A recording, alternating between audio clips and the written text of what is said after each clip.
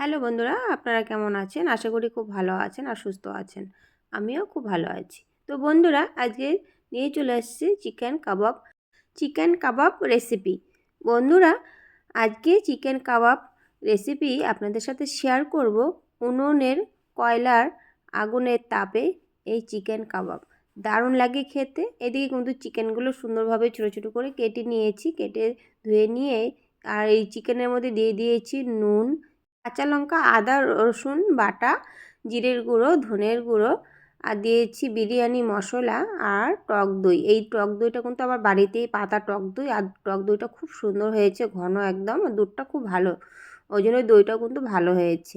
এবার ভালো করে ম্যারিনেট করে নিচ্ছি। ভালো করে ম্যারিনেট করা হয়ে গেলে ঢেকে রেখে দেবো 10 থেকে 15 মিনিটের জন্য।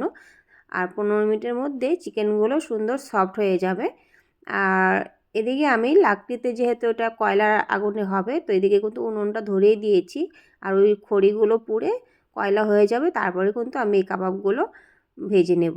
তো এদিকে দেখুন, পেঁয়াজগুলো এইভাবে সুন্দর করে কেটে নিয়েছি সুন্দর করে। আর এই যে টমেটো নিয়েছি একটা, আর আপনারা কিন্তু ক্যাপসিকাম দিতে পারেন, অনেক কিছু দিয়েই সাজানো যায়। তো আমার কাছে তো ক্যাপসিকামটা ছিল না, তার জন্য কিন্তু আমি পেঁয়াজ দিয়ে আর টমেটো দিয়ে সাজিয়ে নিচ্ছি।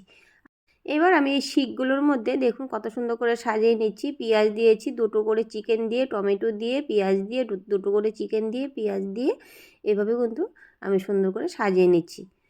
আর দেখতে পাচ্ছেন কত সুন্দর লাগছে দেখতে বন্ধুরা। তো এইভাবে কিন্তু প্রত্যেকটা বানিয়ে নেব। তো বন্ধুরা, এই দিয়ে কিন্তু আমি সবগুলো বানিয়ে নিয়েছি। এখানে মোট 4টের মতো শিকের মধ্যে দিয়েছি গেঁথে।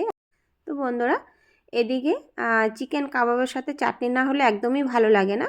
আর এই যে কটা কাঁচা লঙ্কা দিয়েছি আর ধনেপাতা আর একটু নুন দিয়ে পেস্ট বানিয়ে নিয়েছি। আর পেস্ট বানানোর সময় আমি এখানে জল অ্যাড করিনি, জলের বদলে আমি এখানে দই অ্যাড করেছি, টক দই। সেটা আপনাদের সাথে স্কিপ হয়ে গেছে, শেয়ার করা হয়নি। আর তারপর পেস্ট বানিয়ে নেওয়ার পরে কিছুটা দিয়ে দিলাম লেবুর রস। চাটনিটা কিন্তু বন্ধুরা দারুণ হয়েছিল খেতে। আর এদিকে এই যে আমি একটা এরকম নেটের মতো বসিয়ে দিয়েছি।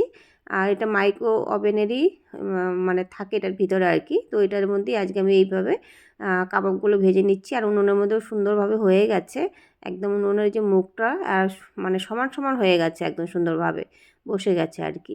তো এইভাবে চিকেনগুলো কিন্তু এই যে কাবাবগুলো দিয়ে দিয়েছি সুন্দর করে, আর উল্টে পাল্টে করে কিন্তু ভেজে নিচ্ছি। আর দেখুন কত সুন্দর আগুন হয়েছে না, কয়লাগুলো একদম লাল টিকটিকি দেখা যাচ্ছে। আর দেখুন কত সুন্দরভাবে কিন্তু ভাজাও হয়ে যাচ্ছে। আর তেল দিয়ে দিয়েছি, তেল ব্রাশ করে দিয়ে দিয়ে কিন্তু আমি সুন্দর করে ভেজে নিলাম। একদম রেডি হয়ে গেছে চিকেন কাবাব। তো এইভাবে কিন্তু থালের মধ্যে সবগুলো আমি খুলে নিব।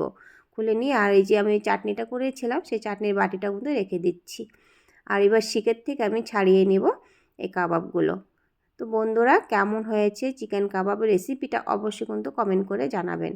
আর যদি ভালো লাগে একটা করে লাইক দিবেন। আর নতুন বন্ধুরা যারা আছেন তারা সাবস্ক্রাইব করে বন্ধু হয়ে পাশে থাকবেন। বন্ধুরা, এইভাবে কিন্তু আপনারা অবশ্যই বানিয়ে খাবেন।